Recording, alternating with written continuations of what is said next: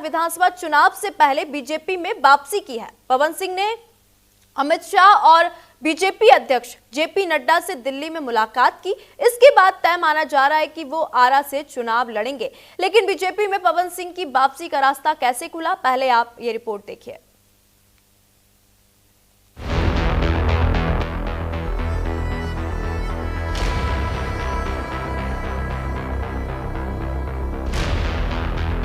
बिहार में चुनाव से पहले भोजपुरी के पावर स्टार की गृह मंत्री अमित शाह और बीजेपी अध्यक्ष जेपी नड्डा से मुलाकात की।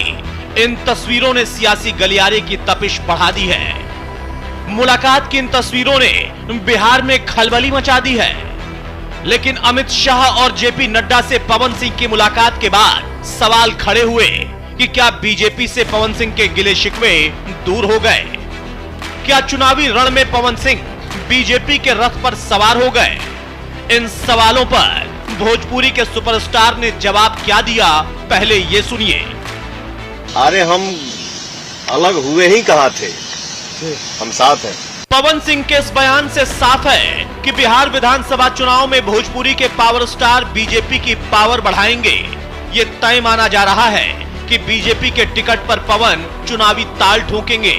लेकिन चुनाव से ठीक पहले पवन सिंह के बीजेपी में शामिल होने की इनसाइड स्टोरी क्या है, इसे समझने के लिए सबसे पहले इन तस्वीरों को देखिए।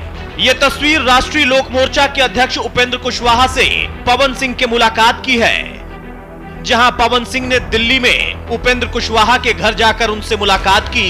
इस दौरान पवन सिंह उपेंद्र कुशवाहा के गले मिले और पैर छुए। बीजेपी में वापसी से ठीक पहले पवन सिंह ने उपेंद्र कुशवाहा से मुलाकात की। ये मुलाकात बीजेपी के राष्ट्रीय महासचिव विनोद तावड़े ने कराई और दावा किया कि पवन सिंह बिहार चुनाव में एनडीए की ताकत बढ़ाएंगे, बीजेपी के साथ थे, हैं और बने रहेंगे। पवन जी बीजेपी में है, बीजेपी में रहेंगे। आदरणीय उपेंद्र कुशवाहा जी ने उनको शुभकामनाएं, आशीर्वाद दिया है और आने वाले चुनाव में एनडीए के लिए पवन जी सक्रियता से काम करेंगे, बीजेपी के कार्यकर्ता के नाते। विनोद तावड़े ने दावा तब किया जब बिहार विधानसभा चुनाव की सियासी सरगर्मी के बीच भाजपा ने पवन सिंह का घर वापसी कराने का प्लान बनाया। लेकिन इसमें सबसे बड़ी बाधा उपेंद्र कुशवाहा को लेकर थी। भाजपा कुशवाहा को नाराज नहीं करना चाहती थी, जिसके लिए पार्टी चाहती थी कि पहले पवन सिंह अपने सारे गिले शिकवे उपेंद्र कुशवाहा से दूर कर लें, ताकि उनकी एंट्री का विरोध ना कर सकें। दरअसल पवन सिंह 2024 के चुनाव से पहले बीजेपी में शामिल हुए थे।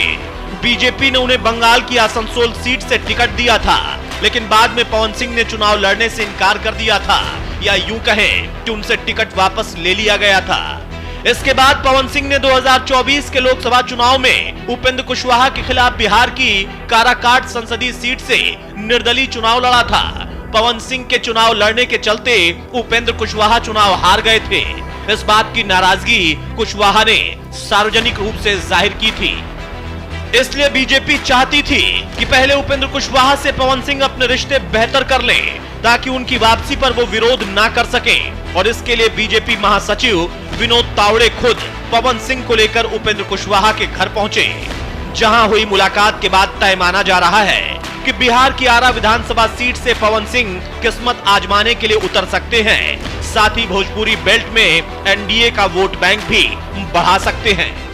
ये देखिए, वो ऑलरेडी गठबंधन का हिस्सा थे ही, और यकीनन चुनाव के दौरान जिस तरीके से उन्होंने निर्दलीय चुनाव लड़ा, इस बात को लेकर गठबंधन के भीतर चिंताएं उत्पन्न हुई थी। बट और सबसे ज़्यादा इसका नुकसान हुआ तो आदरणीय उपेंद्र कुशवाहा जी को ही हुआ था। बट आज मुझे लगता है कि दोनों के बीच जब ये मुलाकात हो गई है, तो जितने मनमुटाव होंगे उसको भी दूर कर लिया गया होगा। और पवन सिंह के बीजेपी में शामिल होने से एनडीए के नेताओं की बाछें खिली हैं। पावर स्टार के आने से जीत की उम्मीदें और बढ़ गई हैं। लेकिन पवन सिंह ने जब उपेंद्र कुशवाहा और बीजेपी के बड़े नेताओं से मुलाकात की, तो लालू के बड़े लाल यानी तेज प्रताप यादव ने अपने अंदाज में भोजपुरी के पावर स्टार पर तंज कसा। इन लोग का यही काम है, कलाकार का, और खासकर जिस व्यक्ति का आपने नाम लिया पवन सिंह का, तो पवन सिंह जो है कभी लखनऊ में हमारे पैर पे गिरे हुए थे, INS वाले भैया थोड़ा सा नीचे लोग हमारे पैर पे गिरे हुए थे पवन सिंह, और फिर दोबारा चले गए किसी और के पैर में गिर रहे हैं, तो लगातार किसी न किसी के पैर में गिरिए रहे हैं। पवन सिंह को लेकर बिहार की सियासत में खलबली मची है, लेकिन सवाल है कि विधानसभा चुनाव में पावर स्टार क्या एनडीए की पावर बढ़ाएंगे या बढ़ा पाएंगे? भोजपुरी बेल्ट में एनडीए को कितना फायदा पहुंचाएंगे? और बड़ा सवाल ये भी कि पवन सिंह एनडीए के नेताओं से कितना तालमेल बिठा पाएंगे? Bureau report, news India.